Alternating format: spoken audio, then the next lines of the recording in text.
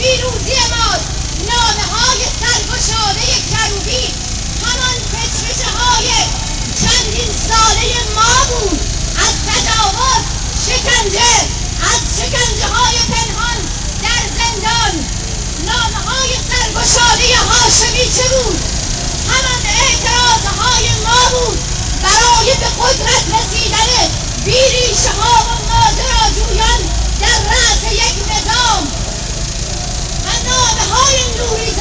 بود. همان اعتراضات روزنامه‌نگاران و دانشجویان و عبور ما بود از خط قرمزهای ممنوعه که ادعای عدالت علوی رهبری را رسوا کرد و این پیروزی ماست. صبر یعنی به رسمیت شناختن تفاوت.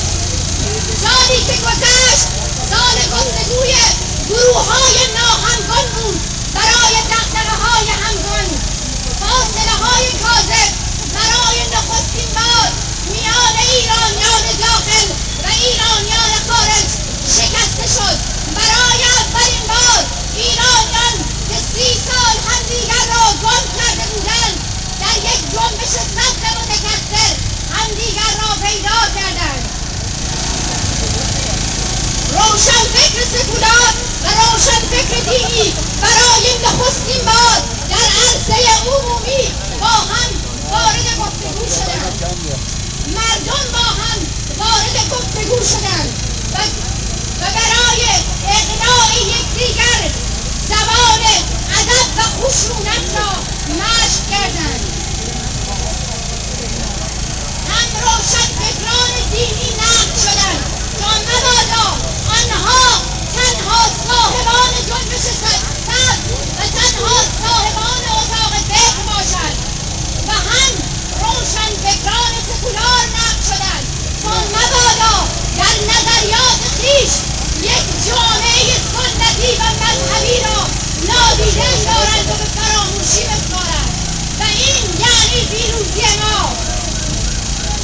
معیار گروه‌های متفاوت در یک جنبش متکثر بر مبنای درایت بود و عقل، نه بر مبنای ولایت زور و حاله نور. 1 سال گذشت از شبی که ما فقط می‌خواستیم یک کرسی را بحث کنیم. ما فقط می‌خواستیم کرسی ریاست جمهوری را ببریم. اما حالا اگرچه چند پله پایین‌تر از آن کرسی بر شانه هامان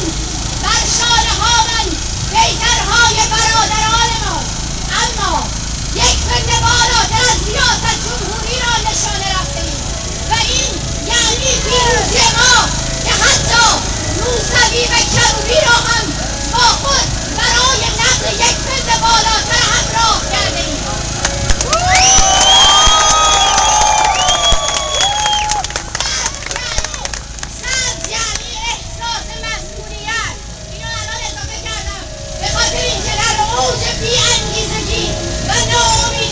وقتی مجوز ندادن و با خیال خودشون فکر می‌کردن ایرانیان داخل و خارج رو به اختلافات همواره و همیشگی خونه‌شون دوباره وادار می‌کردن، هم در ایران بدون مجوز اومدن و هم بعد از 1 سال این جمعیت بی‌نظیر نشون داد که سبز یعنی احساس مسئولیت